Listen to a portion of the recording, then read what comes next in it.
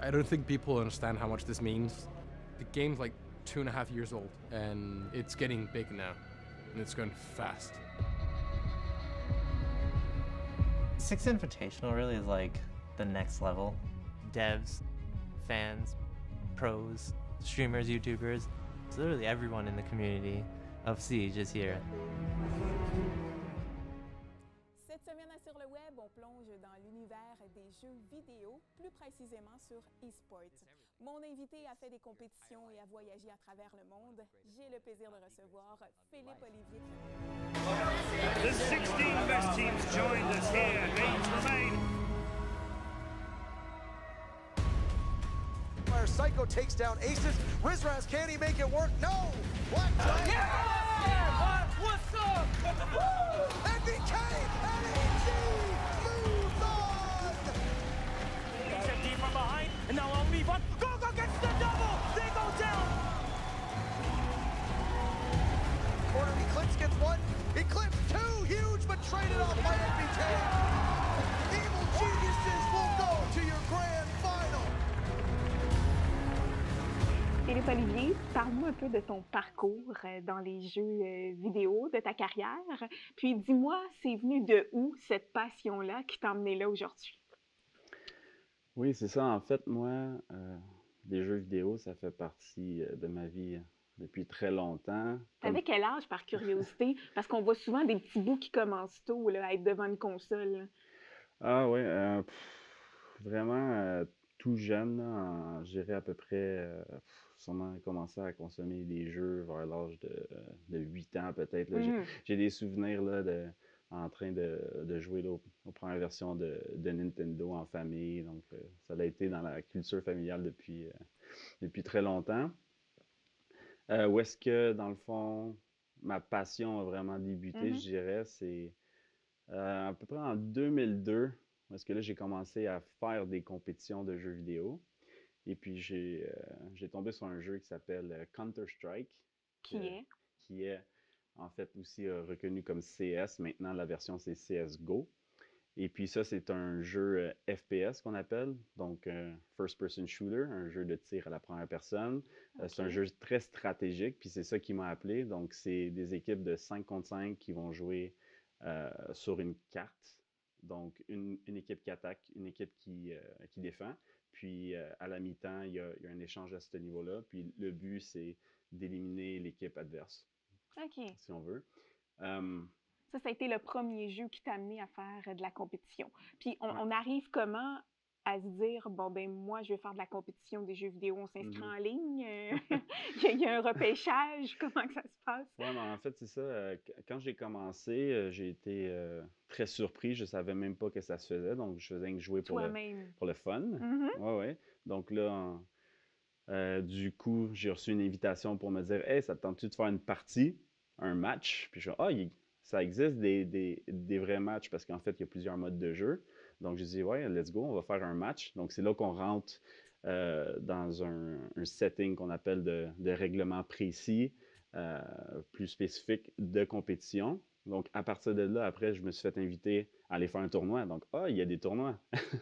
Donc, à partir de là, j'ai en fait eu la piqûre, si on veut, de la compétition et la stratégie. Puis au-delà que ce soit un jeu vidéo, c'est tout l'aspect de team play qu'on appelle, de chimie, de travailler en équipe, puis d'avoir un but commun. Là. OK. Puis là, les gens venaient te recruter via les jeux. Donc, ils voyaient que tu jouais puis que tu étais bon. Donc, ils venaient te demander de participer à différents événements.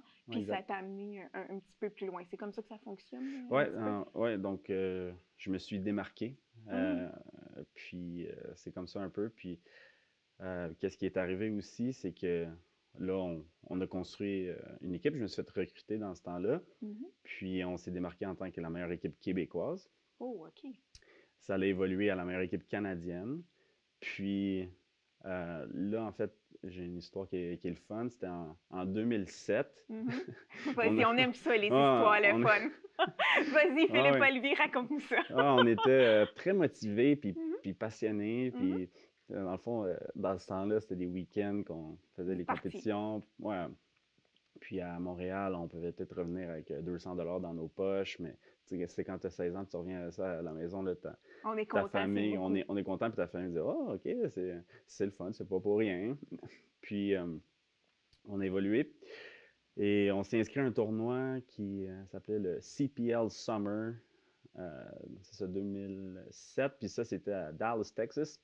Et Oh. puis, dans ce temps-là, c'est pas comme aujourd'hui, là, on n'avait pas de commanditaire. Donc, à place de se payer un voyage dans le sud, nous, on croit qu'il fait chaud là-bas, là, mais on s'est payé un voyage tournoi e-sports parce qu'on voulait se prouver à l'international.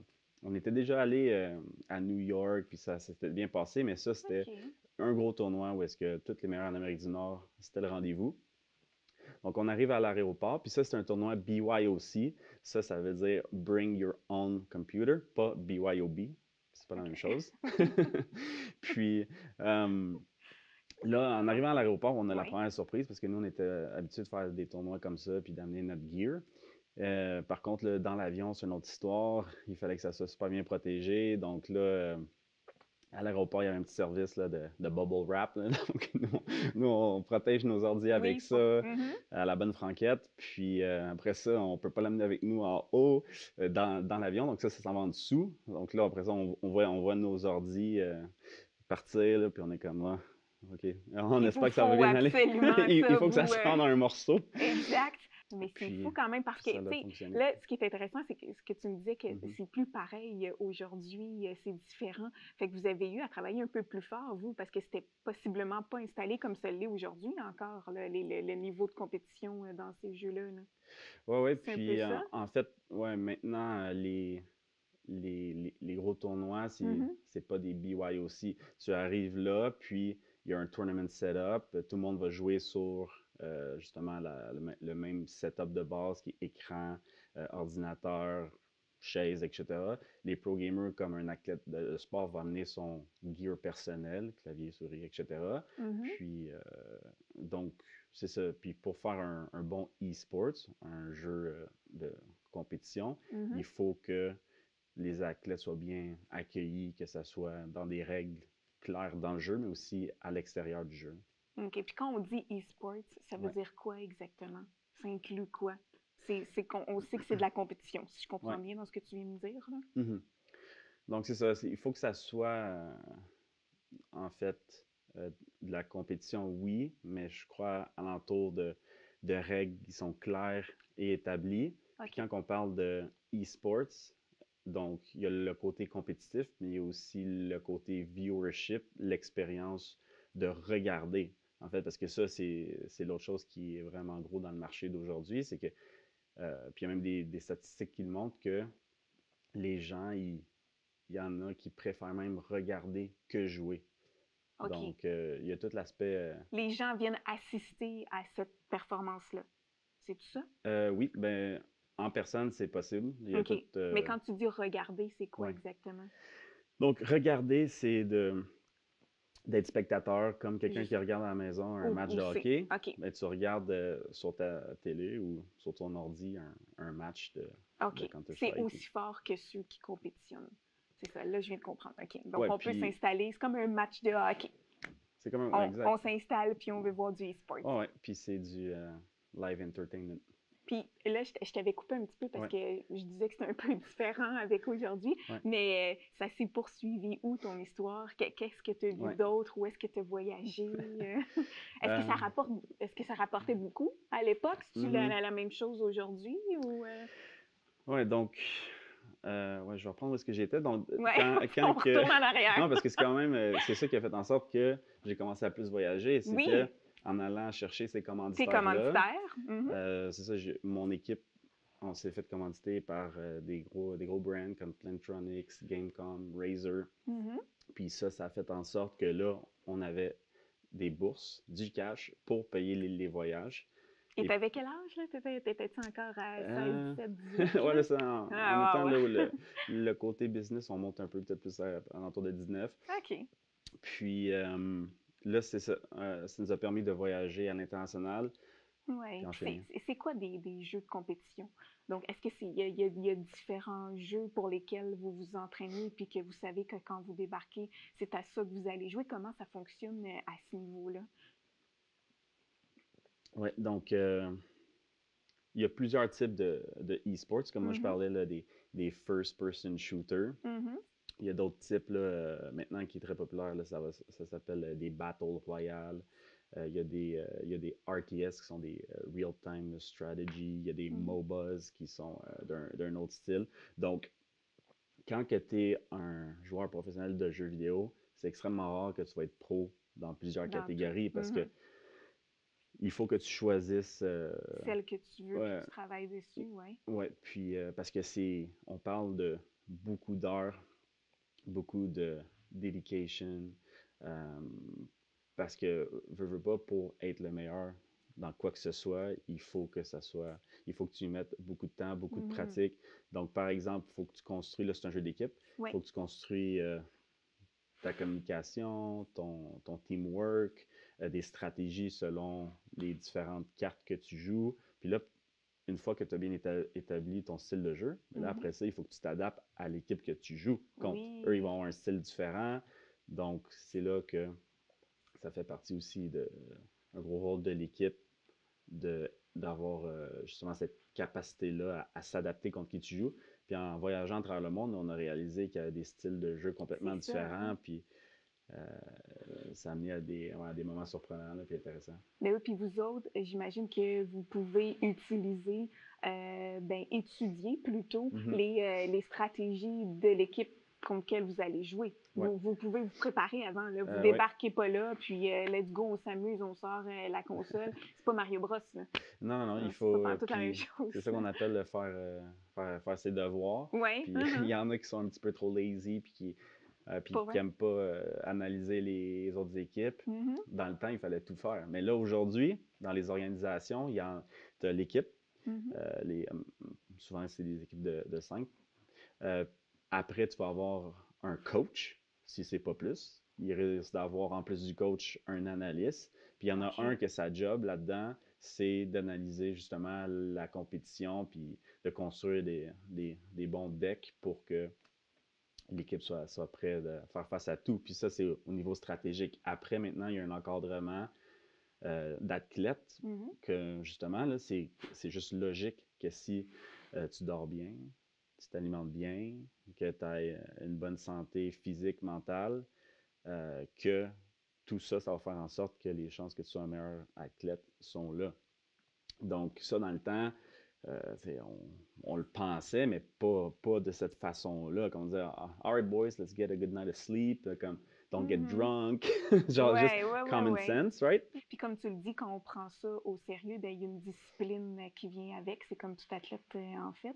Ouais. Moi, je suis allée me promener sur ta page Facebook afin d'apprendre à bien te connaître. Ouais. Et j'ai vu, il y a des photos, pas de chandail, sur ton Facebook. Donc, écoute, donc Ok, je me ok. dis, tu as jumelé Ah ouais. l'entraînement physique à l'entraînement du jeu.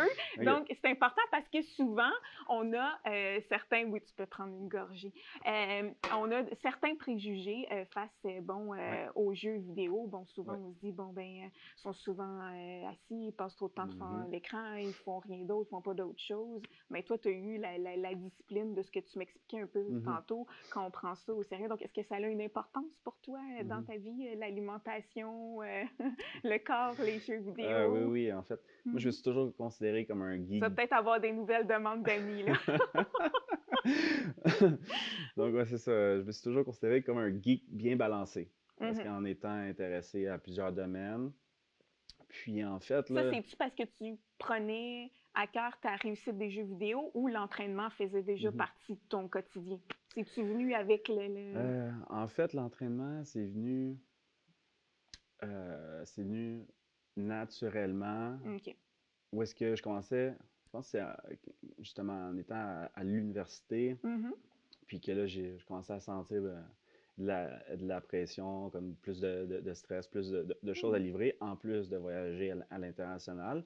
Puis c'est juste en m'entraînant naturellement que j'ai commencé par moment à voir les bienfaits. Je fais, oh, je me sens mieux, je suis moins stressé, OK. je dors mieux. Parce que c'est ça, encore une fois, être un pro gamer, ça vient avec beaucoup de pression. Quand tu es live, tu es connecté, que ce soit dans la salle avec tout le monde qui te regarde, tout le monde à la maison. C'est quelque chose.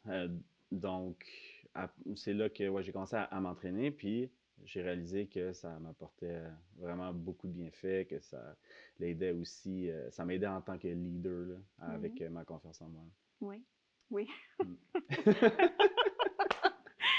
On va parler d'aujourd'hui. Donc, Ouais. c'est rendu gros. Ben, c'est gros, Ouais, c'est gros. l'univers des jeux vidéo sur le web. C'en est où, selon toi? Puis c'est quoi les forces et les faiblesses de cette grosse force-là qui est maintenant très présente là, dans la vie de plusieurs? Mhm.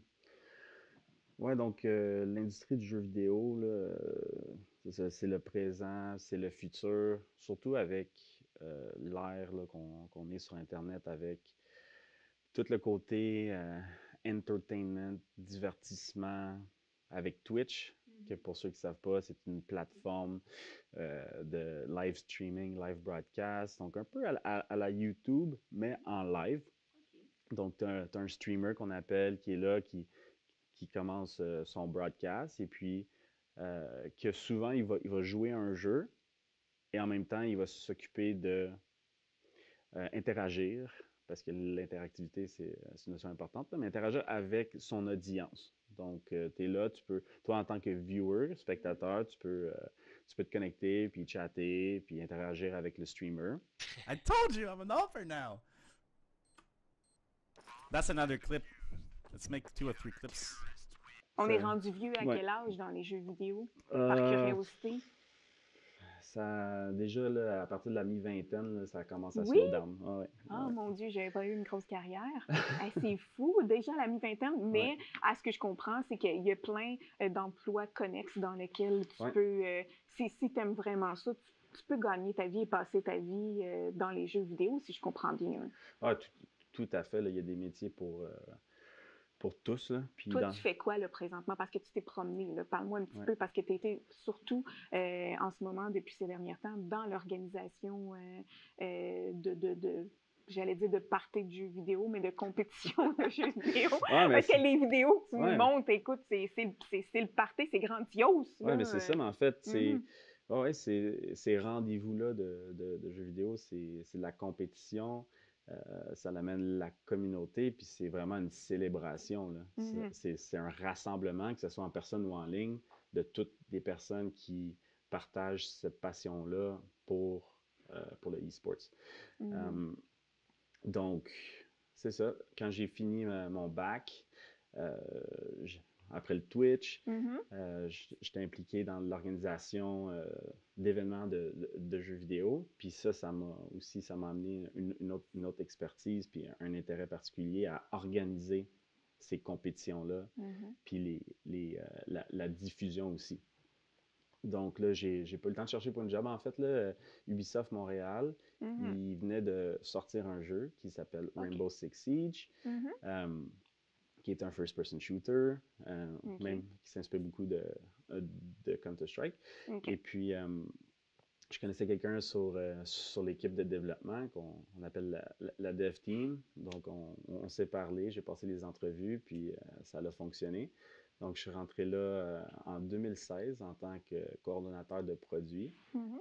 Par la suite, j'ai eu ma promotion en tant que eSports Product Manager, donc vraiment à me concentrer sur le produit eSports, donc le jeu, puis tout ce qui englobe tout le côté eSports, donc la communauté. Puis qu'est-ce qui est super d'avoir travaillé chez Ubi, c'est que c'est un studio qui développe le jeu à Montréal, donc ça te donne accès à tous les rôles qui font en sorte que le jeu fonctionne. Tout le monde est là. Donc, à côté de moi, j'ai des programmeurs, j'ai des artistes, j'ai des producteurs, j'ai une équipe de data analysis qui peuvent aller nous recueillir de l'information qu'on a besoin, des gestionnaires de communauté. Fait que, ça, je pourrais continuer longtemps. Fait que, d'avoir accès, C'est gros. c'est vraiment. gros, puis ça donne beaucoup de ressources parce que pour mettre à terme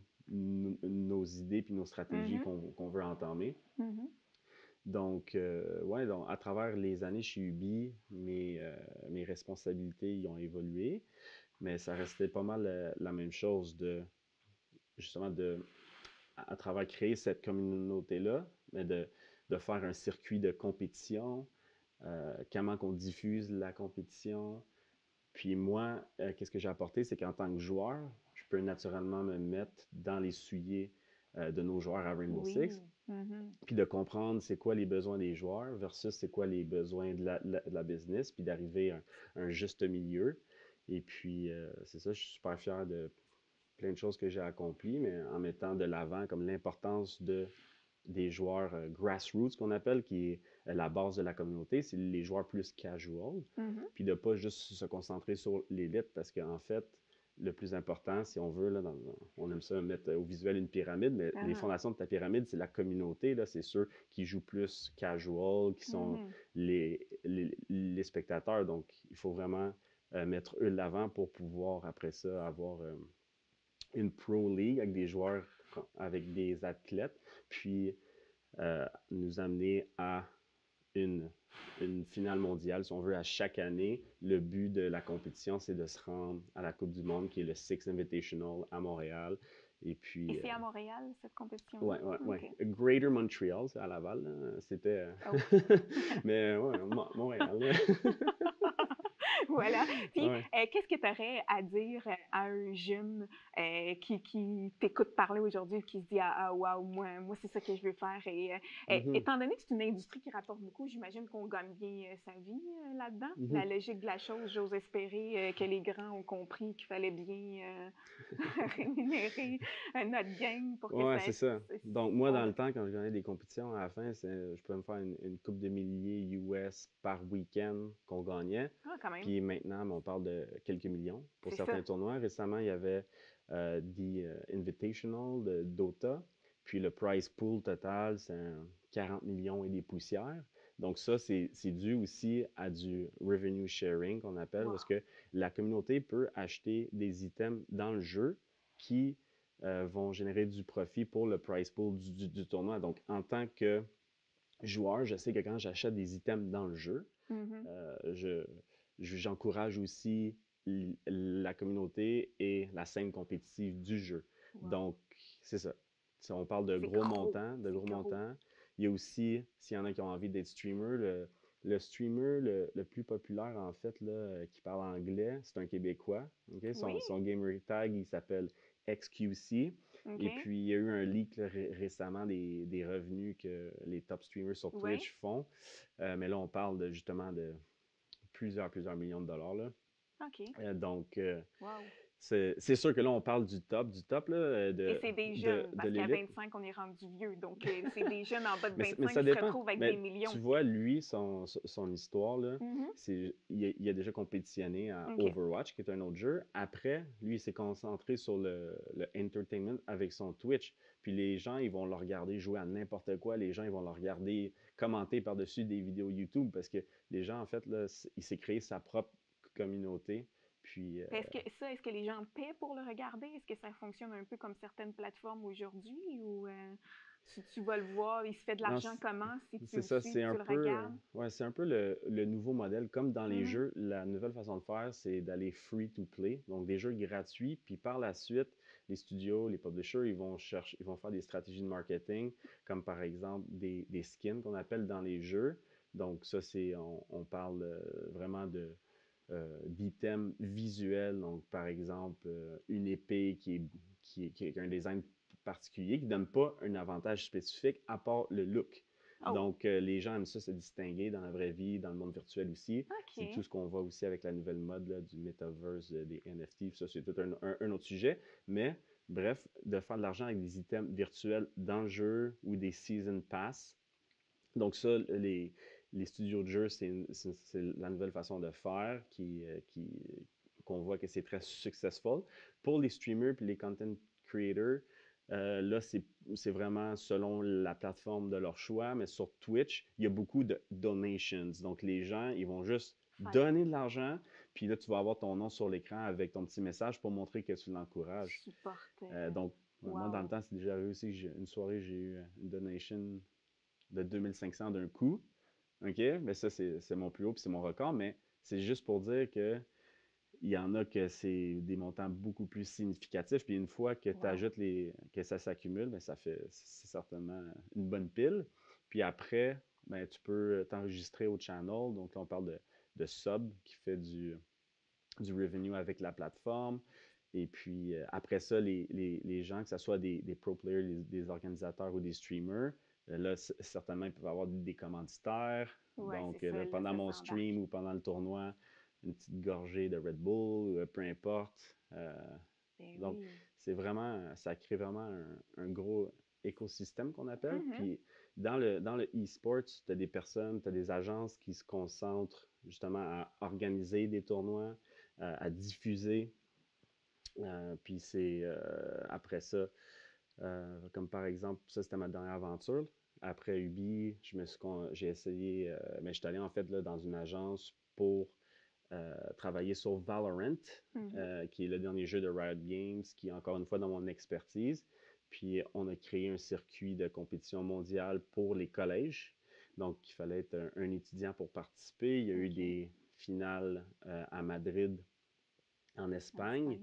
Et puis c'est sûr que, bon, physique, avec le COVID, ça amène vraiment, c'est un bon casse-tête, là, beaucoup de challenges, mais au final, ça a été une belle aventure. Expérience, vraiment, oui, chanceux.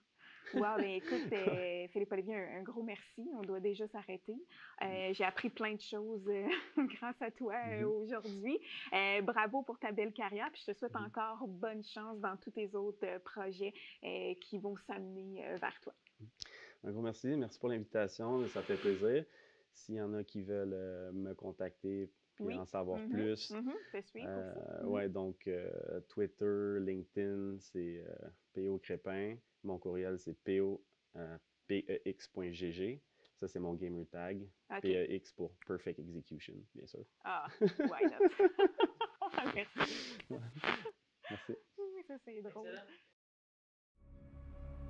I don't think people understand how much this means. The game's like 2.5 years old, and it's getting big now, and it's going fast. Six Invitational really is like the next level. Devs, fans, pros, streamers, YouTubers, so literally everyone in the community of Siege is here.